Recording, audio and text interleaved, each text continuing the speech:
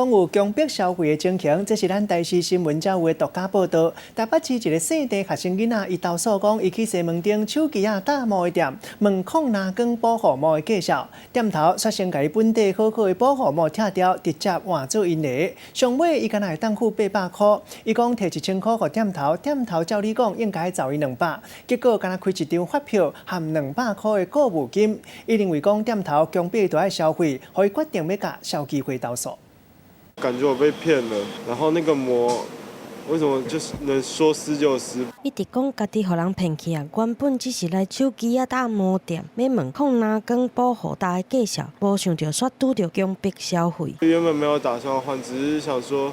就是抗蓝光感觉还不错，我手机给他之后，他就把手机拿进他们柜台，他们蓝光膜就说撕就撕，就直接换了。姓地同学投诉，当时伊甲店家反映，伊并无要买，只是单纯来你问介绍，无想到原本的保护戴帽，煞互店家来拆掉。当时店家随着戴着控拿光的戴帽，互伊感觉看落会头壳戆，伊只好搁再来拣另外一款800块的保护戴帽。但同学摕1000块来付钱，叫是店家会找200块，但对方却干那互伊发票，搁有200块的购物金，爱伊后一回才搁来消费。他说他们没办法找。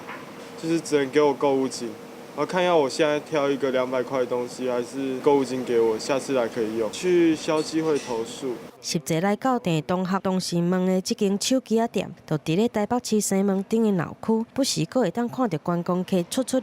面对指控，店家讲可能是有误会。他会退费给他，但是如果我们开购物金给他，下次来会有优惠啊，可能是沟通上的认知错误。购物金的话，等于是强迫就是消费者一定要再次消费，所以我们觉得是不合理的。有发生这样子的一个消费争议的话，都可以跟市政府这边提起消费申诉。消保官强调，消费者无义务接受购物金，若是业者坚持无要找钱，会当当场来报警察，也是事后来申诉。一旦发现若是严重，上当会按照消保法来处罚。